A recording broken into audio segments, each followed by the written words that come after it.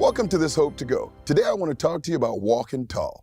You know, over the past 50 years, the face of fatherhood in North America has radically changed. In the 50s and 60s, men were considered good dads if they were breadwinners and disciplinarians. In the 70s, involved dads shared in their child's birth and helped shoulder domestic chores. In the 80s, serious fathers began to get in touch with their feelings and the feelings of their kids. In the 90s, fathers were expected to balance both work and family while their roles became more diverse and challenging. Stay-at-home dads, stepdads, single dads, surrogate dads, and more. You know, a survey of elementary children was conducted a few years ago. It indicated that the 10 most appreciated qualities for dad. Number 1, he takes time for me. 2, he listens to me.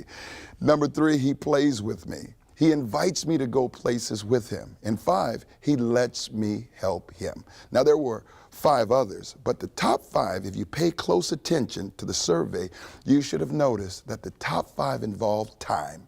Children spell love, T-I-M-E. How unfortunate, according to Dr. James Dobson, child psychologist, that the average father spends less than 1 minute each day in the face-to-face conversation with his children every day.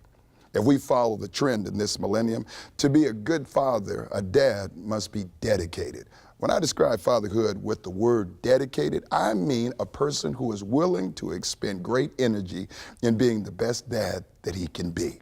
Bubba, you can do this. The Bible gives us a great snapshot of a dedicated dad. Genesis 5 records the story of Enoch. His name means dedication.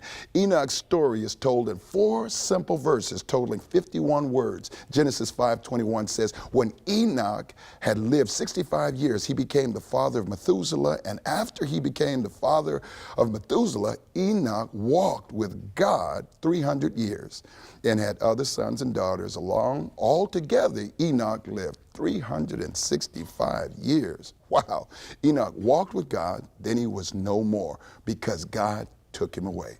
Twice in this passage it states that Enoch walked with God. I believe that's the secret in this generation for being a dedicated dad. We read that Enoch lived for 65 years, father to son, and then he began to walk with God. I wonder if it was seeing the childlike faith of his little boy Methuselah that prompted Enoch to take the first step in his walk with God. After all, Methuselah's name means when he dies, judgment. Pretty extreme, eh? Whatever the reason, Enoch began to walk with God. But what does it mean to walk with God? Amos 3:3, the Old Testament prophet said, can 2 walk together unless they are agreed? It's impossible to walk with someone unless there are a few mutual agreements. What are those mutual agreements? Well, let me give you some hope to go walking tall take-home truth. 1, to begin with, if you want to walk tall, your destination must be traveling the same place. John 14:23 says, and this is Jesus, anyone who wants to serve me must follow me, because my servants must be where I am, and the Father will honor anyone who serves me. This spells out the place and the role that we need to get to as men, servant leadership. That means that the starting point is following Jesus. This is a guaranteed recipe for successful parenting and a successful home. Yet, if 2 want to walk together, they also must follow the same path. Micah 6:8 tells us that the Lord has told you what is good, and this is what he requires of you, to do what is right, to love mercy, and to walk humbly with your God. To walk humbly with your God. This is the same clear path that Enoch traveled. Enoch, or dedication, didn't just take any old road. Enoch followed the same path that God was on. And the Bible says Enoch walked with God, and then he was no more because God took him away. Whoa! This is one of the greatest pictures of biblical intimacy.